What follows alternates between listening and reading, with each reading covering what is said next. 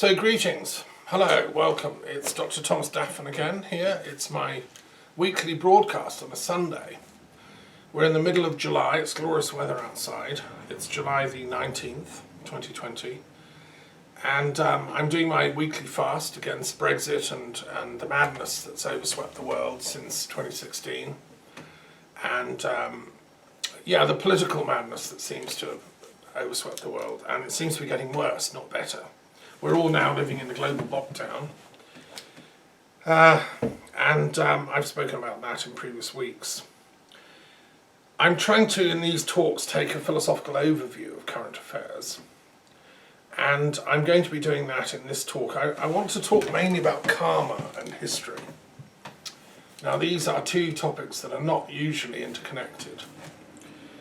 Karma theory is a theory that's arisen from Indian philosophy, which I've had a lot of time for over the years. I think Buddhism was the first philosophy I ever got interested in as a young man, at a deep level. And obviously Buddhism is dependent on a theory of karma. So I want to talk about that. More recently, or over the last 20 years, I've been engaged a lot with the Jain community in Rajasthan, who campaign tirelessly for non-violence and peace. And I've been to several of their international conferences on peace and non-violence, and engaged deeply with Jain thinkers and philosophers. I've met several of them and engaged in discussions about the nature of karma, so I'm going to be sharing a bit about that. And also within the Hindu traditions of Vaishnava and Shaivite and Vedantic studies, I've done a lot of work on Hindu theories of karma, and I've engaged in discussions with Indian philosophers about that, and I respect them greatly. And obviously texts like the Bhagavad Gita are essential to understanding karma from a Hindu perspective. And Gandhi, I also spent a lot of time working with the Gandhi Foundation from London and running conferences and workshops as their educational director for the School of Non-Violence, and that work I'm continuing with. So Gandhi also spoke about karma, and he had a lot of things, but he wasn't a philosopher. Gandhi never had time to sit down and do the deep metaphysics of karma theory and peace. He never had time. And tragically, he was killed before, he could have had a lovely retirement and 20 years studying metaphysics and peace, and he would have written the treatise called Karma and History, but he never had time. He was snuffed out like a candle by people that had very negative karma towards him, who were Hindu nationalists. And I want to talk about, this problem in history whereby opposites keep tumbling after each other. So you seem to have in history periods of liberalism, followed by periods of retrenchment and fascism, and we've had that even in Indian history. This cycle goes on, and we're having it in Britain with when I lived in Britain and was a happy British citizen teaching citizenship at school, and there were certain basic values that we thought our country stood for, which was fair play, truth, integrity, peace, but also you carry a stick into the conference chamber. It's like Britain is a powerful nation historically, but not because we wanted to be, because history imposed it on us. This is the myth, and that we were a righteous, fair, seeking, outpost of the kingdom of God. Now, all that seems to have been thrown out of the window. The Britain I look at now, when I see parliamentarians debating, it's become the complete opposite. It's become a nightmare of dissimulation. Dominic Cummings, I call him demonic Cummings, has taken over with this complete inversion of all the values that I stand for and believe in. Tolerance, fair play, ecumenism, internationalism and peace, of which the European Union membership is a key linchpin. The European Union stands for all those values, and that's why I support it. Whereas something, we've flipped. Now, is this a karmic thing? What's happened? I want to address that, and I want to look at, for instance, the American crisis that's going on, the racist attacks, the kneeling on poor black people trying to, buy a packet of cigarettes and being killed by, a policeman because he's white and they're black and whatever. Well, what's the karma of all that? How far back does that go? Is that back to the Confederacy, the war, Civil War? I've been doing a lot of research on this. And, generally, racial conflict in history is a vast subject. And yes, there are karmic laws. So, okay, that's kind of an overview of where I want to go in this talk. And it's complex, and bear with me, okay? Very few people among historians, professionally trained historians like me, in academia, have ever looked seriously at karma theory. It's called Indian thought. You would do that in religious studies, an obscure place like University of, St David's at Lampeter, where they do religious studies. You find a few people interested in that kind of obscure thing. But mainstream history, no. I studied my mainstream history degree at the University of London. I did mainstream diplomatic history at the LSE, which is one of the best international history departments in the world, where you have all the mainstream professors of history. Now, if you mention karma theory in those contexts, they look at you like you've wandered into the wrong department. Surely you belong in religious studies. Well, I don't agree, you see. I'm like Odysseus. I'm smuggling into Troy the wooden horse of wisdom. Because my view is that conventional history, as we study it and teach it in most academic departments around the world, in Western academia, the reason we're not understanding history and able to predict conflict ahead of time and to solve conflict is that we don't have enough subtle tools of analysis for historical events as they unfold. We kind of watch in horror as we read the papers and we see yet more examples of intercultural meltdown, conflict. I watched in horror as the Iraq War broke out in 2003. And the tools of analysis that the Foreign Office, the Ministry of Defence, Tony Blair's cabinet, and Tony Blair himself had, the intellectual tools, were utterly and totally insufficient to finesse a problem-solving approach to Saddam Hussein and his carryings on. My view is that it could have been dealt with peacefully. Saddam Hussein had, some good things he'd done for Iraq. He'd liberated women. He'd opened up culturally. Iraq, Baghdad University had some of the most advanced scholars in the world at the time. And, if only we'd have sent in a team of professors to introduce the Department of Peace Studies into Baghdad University and all that implied, I think that whole Iraq war and all the meltdown that happened since could have been avoided. It's interesting little fact of history. Joan Baez, one of the great voices of nonviolence in our time period, she's still going, she's still writing songs against Trump. Her father was a professor at Baghdad University in the 50s. She was there as a young girl. That shows you how far-thinking. Also, T.S. Eliot had been translated into Arabic by the English department at Baghdad University. They were studying advanced poetics. They were professors of literature at Baghdad University, like introducing modern European poetry to the Arab world. Now, all that was snuffed out when the American bombing campaign in 2003 decided to end the conversation with bombs. That's what I'm against. I'm organising the World Intellectual Forum in Europe. I don't, the minute the bombs start flying, the intellectuals, we failed in our duty. I did my best in 2003. I was one of 1.5 million people that marched in London to prevent that attack. But, another problem is politicians simply they're not intelligent enough to actually listen to and learn from intellectuals. They've created a system over the last few hundred years of blocking out ideas, infiltrating into, influence. Apart from negative ideas, it's easy for a Hitler to gain power. It's easy for a demonic Cummings to gain power because they work in inverse values. If you're prepared to lie and to steal and to cheat, you can get into power pretty much anywhere. If you have lots of money, then you can buy influence, you can bribe people and so on. Now, unfortunately, because I refuse to play that game as a philosopher in the Kantian mode, I stick with ethics, and so do my colleagues and friends in the World Intellectual Forum.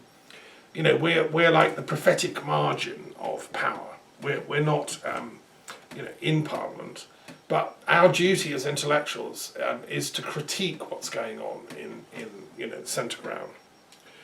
So anyway, I want to propose karma theory as a potential adjunct to peace theory. Let me explain what I mean. Okay, so there are really complicated conflicts going on in the world. I've mentioned some. I could mention Israel-Palestine. I could mention Northern Ireland. I could mention the complex relationship of England to its Celtic friends, Scotland, Ireland, Wales. I could mention, I have mentioned the conflicts of racial, disharmony in the USA. And I could talk about the relationship between France and England, and over the centuries, many, many conflicts. And then there are issues like Korea that's bubbling up. We see potential outbreaks of conflict in Korea, which would be a nightmare. We see conflict between China and America looming. Some people want to big that up into like a World War III. Steve Bannon has launched a rhetorical war against China. I think his solution to the problems of Trumpism is to facilitate a war with China. Well, that doesn't facilitate anything, Mr. Bannon. That is about that's even more stupid than Brexit. So we have conflict going on all over the planet. And as director of an institute dedicated to peace studies and philosophy, my duty has been over the last 20 years to keep tabs on these conflicts as they're bubbling up and try and find a theoretical solution to them. I think that if we step back from them all, we will see that these oppositionalities are to do with oversimplification of identity. And we've been forced into a binary mode of consciousness whereby we think either or, black versus white, left versus right, Palestinian versus Israeli, Catholic versus Orthodox, or Muslim versus Christian, or Muslim versus Jewish, or whatever. These are such simplistic binary kinds of thinking that we have to transcend them. And so that's the first thing. Karma theory explains that actually life is much more interesting and complex than that. We're all interconnected. We all, actually our identity is a pooled, shared, collective phenomena. Let's look at Buddhist karma theory as a window into this discussion. Buddhism would argue that the conflicts caused by oversimplification of identities is generated ultimately from the illusion of ego. If you have an I to defend, I'm a Palestinian, I'm an Israeli, I'm English, I'm Welsh, I'm a socialist, I'm a communist, I'm a fascist, I'm a conservative. The minute you get the I speech bubbles coming up, you're automatically going to get conflict because every single one of them has its opposite. And they come in a polarity of dialectical interrelatedness. Okay, so Nagarjuna, one of the greatest Buddhist philosophers to reflect on karma theory in history, came up with a new form of logic. He said to cut through all this, instead of having a way of thinking that's either or, either I'm conservative or I'm socialist, let's have a both and way of thinking. In Nagarjuna's theory, so A is true, B is true, but also neither A nor B are true because they're partial, they're limited. They're not the truth as in the totality of all possible truths. Any one identity that I want to come up with, I'm English. Well, actually I'm not. I'm Canadian born, I have a Canadian passport. I've lived most of my life outside of England. I'm very much an internationalist and I now live in France. So I don't fit the normal English modality. And most English people I know and are friends with, they all have complex multicultural backgrounds as well. And that's actually what I like about the English nature, is we are an internationalist culture. So both and was Nagarjuna's point. And also neither nor. And so for Nagarjuna, the solution to these binary conflicts is enlightenment, which is the state of consciousness that embraces the dialectical oppositionality of these polarities. Only from a standpoint of enlightenment can our minds cope with all this conflict. So, okay, that means, to put it in a nutshell, and I'm sorry for the bad news, well, no, it's actually good news. The solution to all these conflicts going on in the world, right from, Cyprus to Lebanon to Israel, Palestine to Korea to China to America to wherever, is planetary enlightenment. There isn't another way out, folks. Well, okay, that is not as grim as it sounds, because I happen to have written a book called Enlightenments, plural, in which I've explored the nature of enlightenment in all the different religious systems. And I've discovered, this is the good news, there is an enlightenment teaching inside all the traditions of mankind. I found it in the Quran, I found it in the Torah, I found it in the Gospels, I found it in the Upanishads, I found it in the Buddhist sutras. I found it in every single philosophical tradition of significance. And I then wrote a book explaining exactly where you can find it in Chinese thought, Confucianism, and so on. So the roadmap I've done, and other colleagues have done, I'm not saying, but I am actually the first to coin the idea of enlightenments, plural, because there's too much of monotheistic totalitarianising that can go on with enlightenment, where different cults or gurus or whatever set up and say, my enlightenment is the best, follow this path, or this is the way to enlightenment. Well, I'm saying no, let's bask in a sea of enlightenments, plural. You can stay a pagan, you can stay Jewish, you can be Buddhist, you can be Shia Muslim, you can be Samaritan, whatever. You can be a Catholic. And they're all nuances of enlightenment. No one of them is the only way. We should always remember and reflect on the fact that we live on a spherical earth, so we're all equidistant from the centre of the earth at every one point. So every aspiration towards enlightenment is equidistant to every other. And every modality of aspiration towards enlightenment brings, that nirvanic moment for the planet closer, I would say. Okay, so how does this help people locked into conflict, in a local dispute, a ethnic or religious dispute? Well, I set up the Multi-Faith and Multicultural Mediation Service back in the late 90s. I'm the only guy to have thought of it and done it, that we need mediation between cultures and ethnicities in conflict. And I've spent years, mediating particular cases, some of them extremely complex. And it seems to me that the map is there. If you study my writings and teachings and my PhD thesis, where I wrote up the theory behind all this, you will see that by stressing that common universal enlightenment potential within each lineage, and if people are prepared to do the work to awaken, then culture or tradition X in battle with tradition Y can reach like a sort of suspension of judgment, an epoche.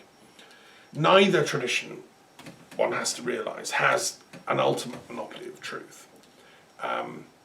There is a not knowingness that descends when both parties in a conflict recognise that, compared to the eternal, the absolute wisdom of all knowingness, we're all, relatively speaking, in the dark. We're like shadowy figures in a room, bumping into each other, and that's what the conflicts are.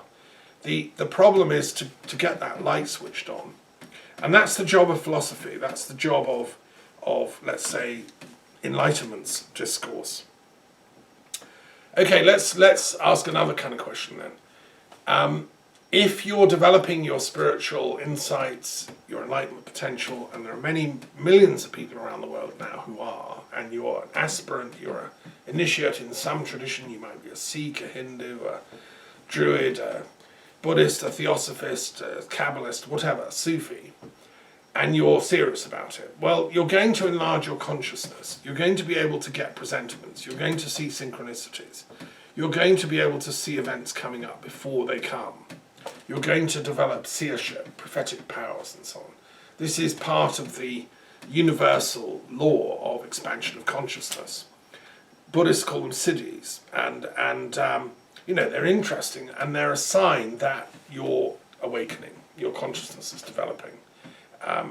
Because you're seeing through the bubble of illusion of Maya, and you're seeing into the workings of the divine mind behind, reality's presentation.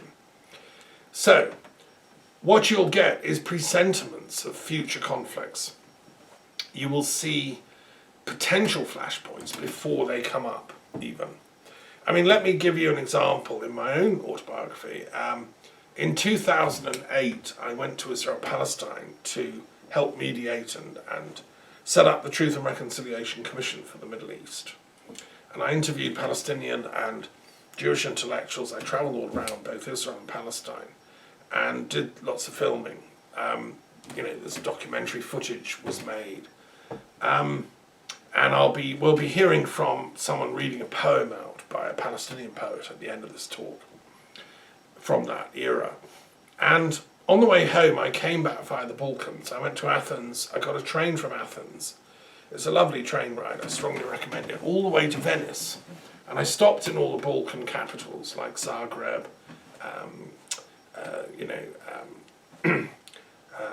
Belgrade. And I spent a couple of weeks in Slovenia writing up part of my book on being and knowledge, and I absolutely loved it. But as I was coming up, there was this terrible saber rattling happening between Ukraine and Russia over some natural gas and who was going to charge how much and who owed how much. And I had this horrible presentiment that there would be conflict between Ukraine and Russia, which once used to be the same country. It was only very recently they'd separated and Ukraine decided to become an independent country. I have mixed views on that. I think the whole thing could have been handled better. But having read a lot and being an expert in Soviet and Russian history, I think Ukrainian people were fed up with the legacy of brutalization from Moscow. I mean, during the Bolshevik years, the Ukrainian people suffered hugely. They had a vast famine, and Stalin was merciless to the Ukrainian peasantry, who were decimated, called kulaks, exported. And, so the Ukrainians have a sort of residual mistrust of Moscow. And they have an ancient culture that's earlier than Moscow. Kiev was a Christian capital of the very first, Slavic nation that we might call Rus, when Moscow was a little provincial, hit wooden fort. So the Ukrainians are a proud people. They certainly didn't want to be under Moscow's thumb anymore. So it's really important there's a peace treaty of real gravitas between Ukraine and Russia. And anyway, I had this idea, this kind of download. Gosh, what if a serious full-blown war were to break out between Russia and Ukraine? For God's sake, they used to be brothers and sisters. But I saw it coming. And I thought, I was in Venice walking around the Doge's Palace, which is a museum you can walk around. Vast maps on the wall, incredible, 20 feet long maps from all around the Caspian Sea. The Venetian traders were trading all over the known world, and they were coming back and doing these really detailed maps. It's like the Ordnance Survey map of the world. And I thought, gosh, why don't we in the European Union create a European Union mediation service? It could be based here in Venice. And like the Doges used to send out agents all around the world, so we would send out peacemakers who would resolve these conflicts around the world, like this one that might be coming up between Ukraine and Russia. It hadn't even started. There were just a few little diplomatic spats going on, nothing else. But I got this presentiment, I could see it coming. And I will say another example. So by the way, I then proposed the European Union Mediation Service. I wrote to the President of the European Union, who was then Barroso, I think, and I wrote to diplomats in the British Foreign Office proposing that we should propose this thing. Little did I know that the Conservatives were rowing in the completely opposite direction. Not only did they not want a European Union mediation service, but they wanted to leave the European Union. Like complete opposite to what I was proposing, which is we should use the European Union as a tool for peacemaking in trouble spots around the world. It's like someone in the Foreign Office did the complete and absolute opposite. Against all right reason, I'm going to come to that point in a minute. Another example is Syria. I have friends who've been to Damascus. I have a nephew who made a film about Damascus for Al Jazeera, presenting it as a beautiful, multicultural city of many different religions all living in peace together. The Alawite form of Islam, Shiite Islam, an offshoot of Ismaili teaching, is very, very sophisticated. They honoured all faiths, as valid paths to the ultimate. And they're like the equivalent in the Islamic world of, say, Nagarjuna's dialectical logic of the absolute, And so Syria, very sophisticated culture. And then I thought, the penny dropped. I thought, God, that's going to go up next. There'll be a civil war break out. Other forces, external forces, will go in and try and destabilize it. Because there seems to be a sort of power elite on the planet. I call them the military capitalist elite, who have made this terrible alliance between big capital over concentration and big military technology. And that includes military espionage, intelligence, information warfare, psychological warfare. These people seem to flourish and thrive off conflict, right? So, for reasons that we can discuss and go into, they seem to be operating from a completely different code of ethics to where I'm coming from and all peace people are coming from. They're coming from the war is good for business kind of mentality. And they promote violence and conflict around the planet because it sells more tanks, bombs, planes, Well, this is a level of ignorance that I think, gosh, the great thinkers of the past like Buddha and Mahavira and Lao Tzu and Christ and Moses and, you name any genuine, deep spiritual seer, Krishna, etc., they'd be utterly appalled. How can we be here when the warriors, because this is the warrior class, the Kshatriyas, are like trying to take over the planet and generate war against all ethics? I mean, it doesn't make sense. It's completely against all Druidical teachings, against all yogic, Buddhistic and Jain and all teachings of Dharma and wisdom in all traditions. And yet that's what's been happening. The warriors have been doing a fatal deal with capitalist concentrations, the big corporations, to make more and more sophisticated weapons so that really they can hold the whole planet to ransom. Now this is very bad karma. This is terrible karma for humanity, because these people are fundamentally psychopaths who haven't let me tell you a little personal story. I was once teaching ethics in a very clever boys' school in Dorset, and I was teaching A-level philosophy and religious studies, and there was a whole course unit on ethics. And very clever boys, some of them, their parents worked in the military. This is the base for the Special Boat Squadron in Poole, where some of their dads worked for it, and one of their dads had designed some of the software for Britain's nuclear submarines, and these kids were sort of wanting to go into similar kinds of careers, get very expensive jobs working for the MOD, designing the next generation of nuclear warfare capacity. Anyway, so I was head of religious studies and philosophy, and I was teaching the A-level, and there's a whole unit on ethics, which I regard as central to my discipline. You can't study philosophy unless you at least know some of the main theories about ethics, the utilitarianism and Kantianism and virtue ethics and so on. It's such an interesting field, situation ethics. You need to at least understand the basic landscape, or you come out illiterate from my subject.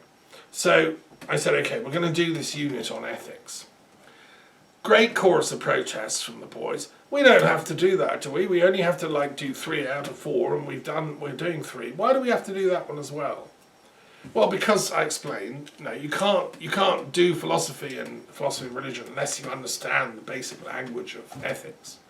Well, no, we don't want to do that. We just want to do the minimum and get, just study for the exam and get the basics that we need to pass the exam. We don't actually want to study this subject. They didn't say that in as many words, but that was the look on their faces.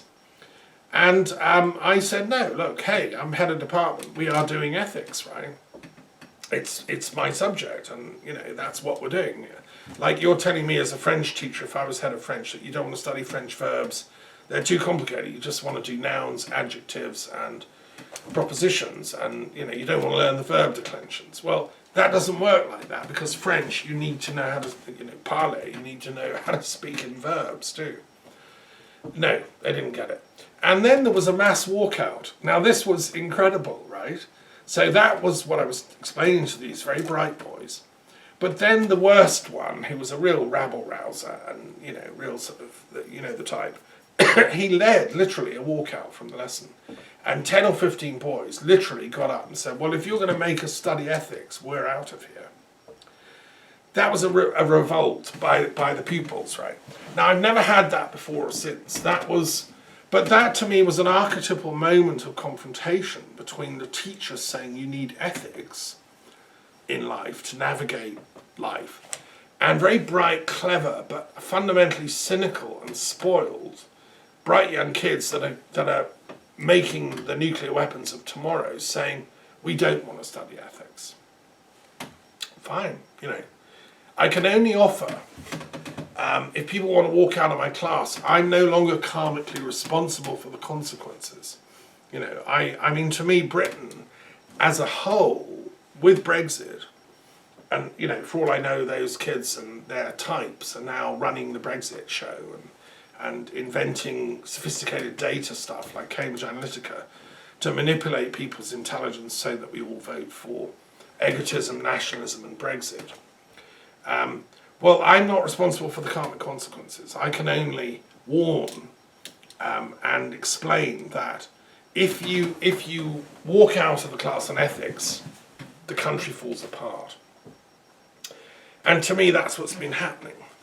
And I would say that's my view too, as a coordinator of philosophers of peace in Europe and vice president worldwide, and working with other philosophers around the planet. We're desperately trying to say to people in power in these different conflict areas, look, you've got to do something. You've got to bring parties in discussion, in mediation, and resolve this.